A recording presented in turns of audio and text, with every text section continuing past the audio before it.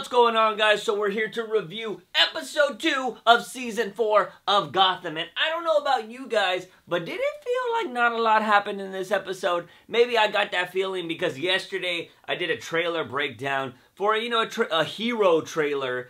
And it just showed a lot more, and maybe I was just expecting more out of this episode. Because I think it showed footage from episode 3, maybe episode 4 as well. So yeah, I don't know. I felt like a lot of stuff didn't happen in this episode, and it was, of course, just a continuation of episode 1.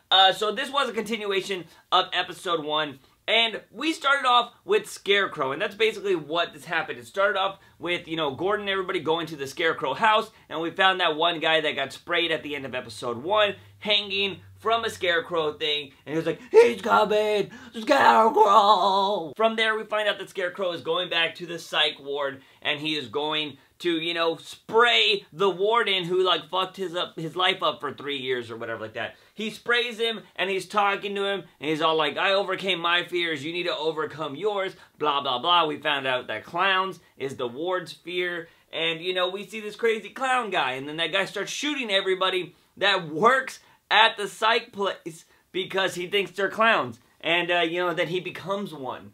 So I thought that was really interesting. And then we see that Scarecrow is actually going to make an army out of all the crazy people that are at that psych ward. And, he sprays all of them with this really big dude first. And I'm going to say it right now, no, the big guy is not Bane. I feel like every time there's a big dude on this show, everybody's like, "Is it Bane? You think that's Bane? Juice, is it Bane?" Homeboy's not going to be Bane, but he is a big motherfucker. Anyways, cut to Gordon actually getting to the ward, and we know that he showed up by himself because the GCPD sucks, and Bullock kind of sort of betrayed him, but then we found out later in the episode that Bullock is actually playing the long game, and he knows that he needs to stay with the GCPD because when they do end up eventually fighting freaking Penguin to take the city back, he's going to need all of those men and women of the GCPD. So he can't lose them right now, and he kind of needs to let Jim go do his thing by himself. Back to the insane asylum, which I've been calling a psych ward this whole time. But back at this asylum, we see Jim get there, and it looks like a creepy haunted house when you really think about it. And all the people are going crazy. Shut up, phone! All the people are going crazy. That's when we see Mr. Clown Ward guy is all like, "I'm gonna kill you." And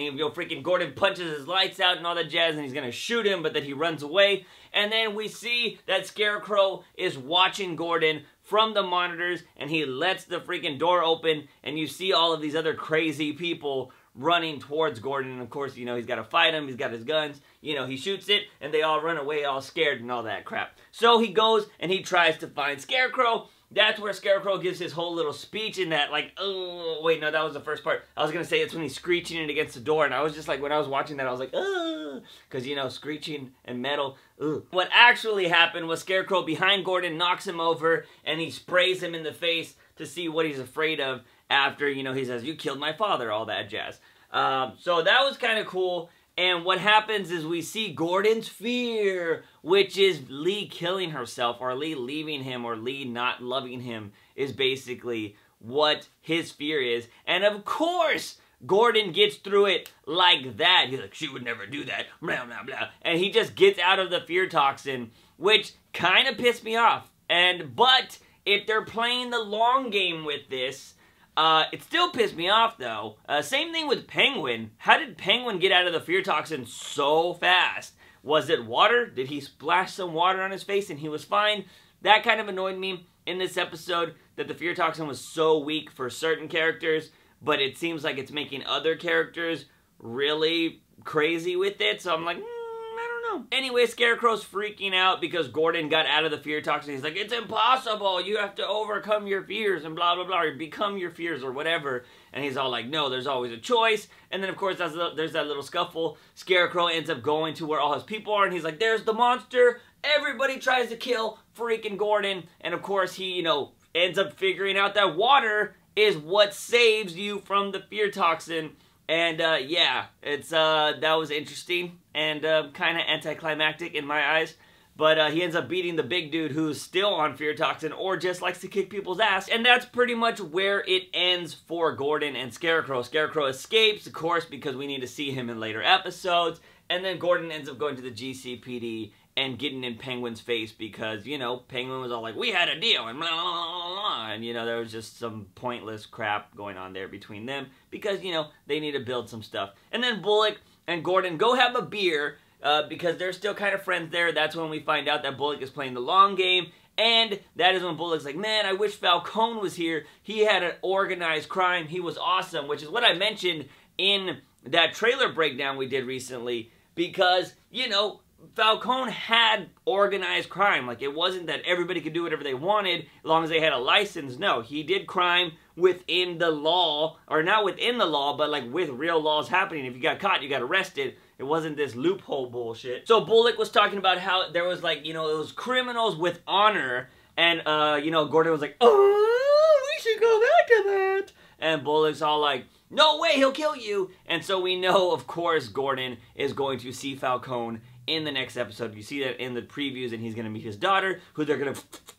And then, yeah, all of that jazz is going to happen very soon. Before we move on to the next person, the one thing I do want to mention about Scarecrow is the voice sucks. I'm going to throw it out there. I don't like his voice. I wish maybe he would change it up a little bit more, but for some reason right now I do not like the voice because I'm just like, no, it should be like darker, it should be a little bit more crazier. But I don't know, hopefully it'll happen as the season goes on because I'm kind of just not feeling the voice right now for the Scarecrow. I like what he's saying and what he's doing, the way he looks, I just don't like the voice. That's kind of annoying to me. Secondly, I don't like that the fear toxin is so weak, but like I said, if they're doing the long game where he finds out that it's really weak because Gordon got out of it and other people got out of it, and the water actually, like, you know, cured everybody of it, I'm hoping that Scarecrow's going to make even stronger toxin now, and hopefully we'll see Gordon get hit by it again, and it'll be even crazier the second time. Like, he's made it so much stronger, like Scarecrow in the comics would do. I'm hoping that's what's going to happen.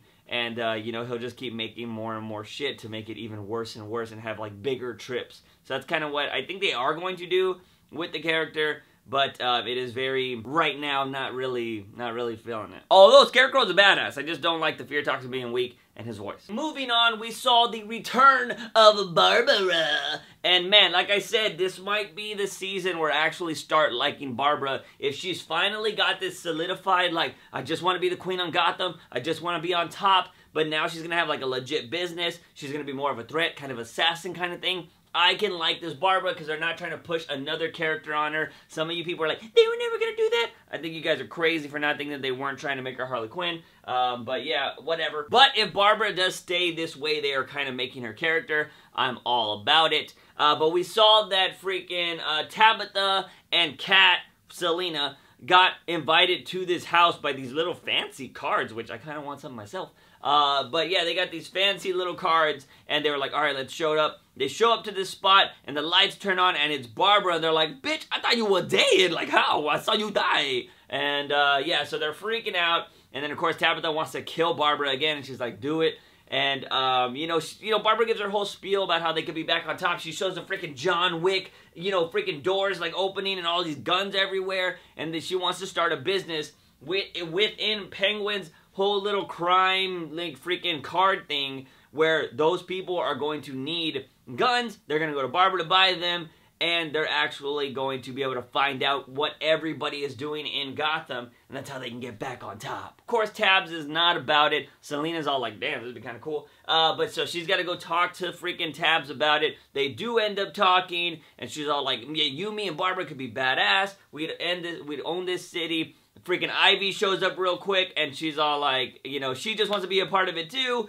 But, you know, Tabatha's like, bitch, get the fuck out of my house. Ivy continues to be treated like shit by everybody. We even saw that when Penguin went to go talk to Barbara. He's like, oh, you're opening up a new business? You need to run that by me. They have their little bickering going on where, you know, freaking Barbara's all cool about it. She's just like, yeah, sure. Yeah, tax, of course. Blah, blah, blah. You know, she's playing real cool about everything. And Ivy talks during this thing, and Penguin's all like, I could have sworn I told you could come if you shut the fuck up, bitch. So Ivy's still getting disrespected, but we will talk about her in a little bit. Back to Barbara, Tabs, and Selena, who I think are going to be the new Gotham City Sirens, because, you know, they had the Sirens Club, blah, blah, blah. They are basically going to be Gotham's version of the Gotham City Sirens.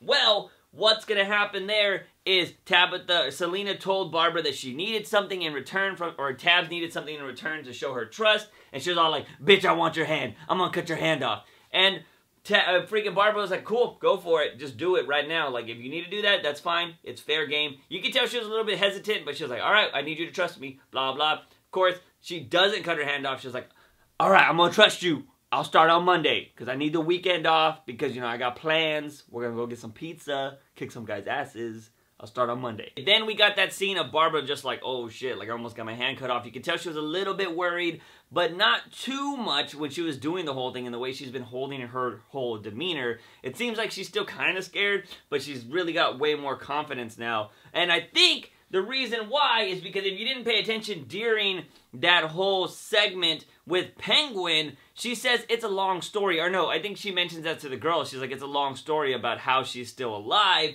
And that's going to be because she is a part of Ra's al Ghul, Ra's al Ghul, whatever you guys are going to bitch about. Anyway, I say it. But yeah, so what is going to happen is I think we are going to find out in later episodes that she did come back because of Ra's, and then, you know, the way she got all the money for that whole, you know, thing to build guns is because of Ra's. Everything she is doing is because of him now, and how she's just doing everything. And maybe that's why she wasn't worried about getting her hand cut off, because he has the Lazarus pit. That's how she was brought back. She knows shit can grow back when you get it cut off, or, you know, get healed or whatever. So I think that's why she had no problem with that, and that's why he was just like, I don't know if Rach is like, I need you to bring back your people, blah, blah, blah, blah, blah, whatever, and we're going to find out later on, but I do think this is Barbara working with Rach, and that's what's going to happen, and be badass. But I want to see what his plans are for Barbara, you know, giving her all this money to be able to start everything up, because Penguin questioned, he was like, you lost everything, you lost your club, you lost all your finances when you died, blah, blah, blah. He was all, so how are you back on your feet? Who's paying for this? And she didn't want to say anything.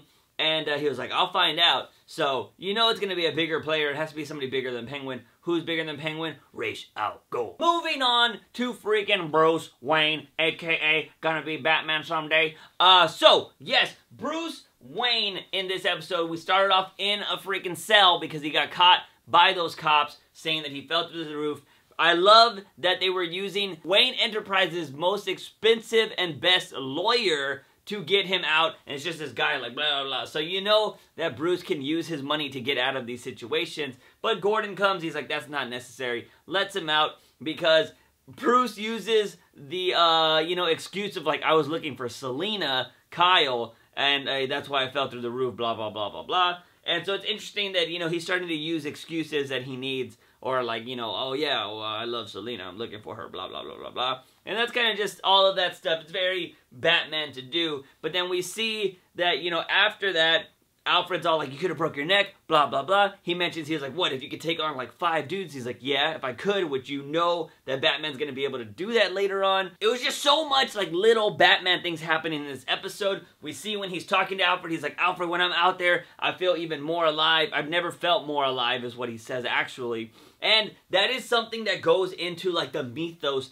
of Batman, because if you guys never read the comics before, there is just like this thing that Batman feels his real personality, who he really is Batman, and Bruce Wayne is the mask. And so like that's just something that they're throwing in there, like that's how he does feel so alive out there protecting people, because that's who he really is. Bruce Wayne is just a facade. Unfortunately, Bruce Wayne right now, who is not Batman yet, sucks. When he gets baited into a trap by these 4 guys because they're trying to figure out who's been stalking them. So they're there, they're all messing with him, they're like pushing his face and stuff, taking off his mask, and none of them know who he is, which kind of blows my mind, but I guess some of these guys don't care. Although, thank you, Gotham, for one of these guys sorta kinda knowing who he is, because he was all like, this guy looks familiar, like I'm telling you guys, I think he's someone famous, blah, blah. Thank you, Gotham, because I thought it would have been really stupid if these 4 guys, none of them would have known who Bruce Wayne is.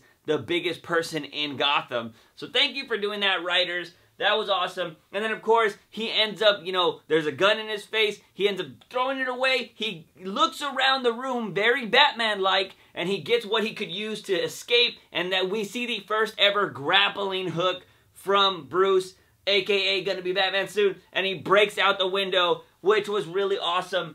That was cool. I like that, you know, we saw that. It was a grappling hook that he didn't like, oh yeah, I'm going to use this to get up buildings, Alfred. No, he just, he needed to escape. He used that. I thought that was a really nice touch. But like I said, this Bruce Wayne right now sucks because the moment he breaks out the window, he gets knocked down by the guy with the gun and he's about to get blasted again. And then Alfred, of course, saves his life because, you know, Alfred wasn't going to let him go out there by himself. So that was very interesting. But man, I was like, Bruce, what? You're terrible, man. Later on, we see Alfred and Bruce in the kitchen, and Lucius shows up, and Lucius gives him the suit for rock climbing. And I gotta say two things about Lucius. One, he's hella smart from just like, he knows already that Bruce is doing something, you know, extracurricular outside of his normal Bruce Wayne-iness. And two, why isn't Lucius back at Wayne Enterprises yet? Like, why is he still working at the GCPD? The Court of Owls are dead. Bruce should have full control of his company again. Why isn't Lucius back at Wayne Enterprises? Anyways, Bruce gets his suit. He tries it on. He puts it on. All of that jazz. And that is how the episode ends, with him standing over Gotham City like a gargoyle. But I will say, one thing I noticed is Bruce Wayne fucking needs black eye paint. Seriously. Like, that mask, I think would look so much better if he just puts the black eye paint on, kind of like Scarecrow does. Bruce really needs to do that and not have the freaking, look at my white face between these things. It just looks weird. It looks weird.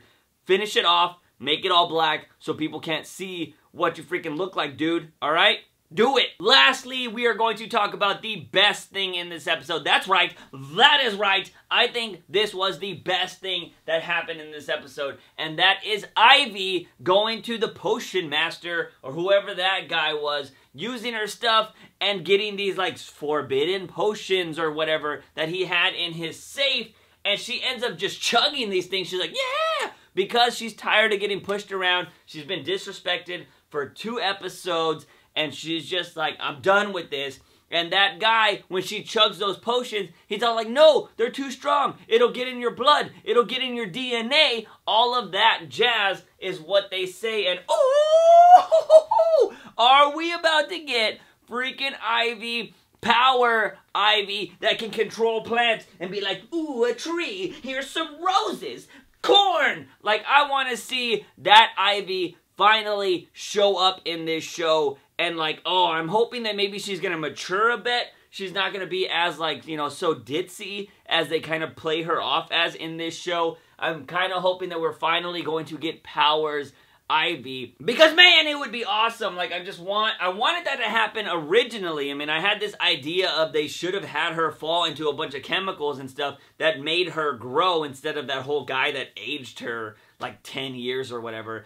Didn't really like that way, but if they are going to end up giving her powers through these magical potions or whatever, I'm totally down with that. As long as she gets her powers, because what's been done has been done, so they can't really get rid of that. But yeah, if we get Ivy with her powers, and hopefully she starts, maybe she gets her own suit, she makes her own suit that's kind of like I said, I would love the old school Batman animated series kind of Ivy, you know, the freaking long, you know, gloves up to her elbows or whatever, and then just kind of like a green outfit would be so awesome. But we'll see what Gotham's gonna do. I'm hoping she does become this, and I do think she will become part of the Gotham City Sirens after she shows Barbara and them that she's not fucking around. And yeah, we'll see what happens. I'm really excited. Maybe she won't be. Maybe she'll be like, I don't need you, and I don't need Penguin. I'm my own person, bitch. Okay, anyways, I want to know what you guys thought of this episode in the comments sections down below. Do you think Ivy's going to get her powers? Do you think Bruce needs eye paint? Let me know what you think of Scarecrow's voice.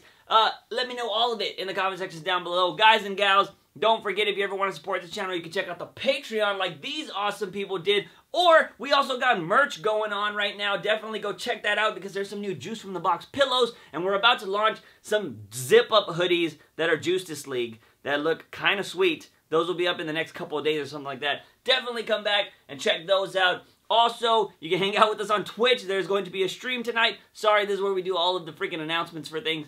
And yeah, but if you don't want to do any of that, you can always do the OG thing and give this video a like and share it with all of your Gotham buddies. Don't forget to hit that subscribe button for all things nerdy and geeky on this channel. As always, I'm your host, JUICEbox. Remember, when you wake up in the morning, ask yourself something. Have I had my daily dose of juice? See you guys next time. Bam!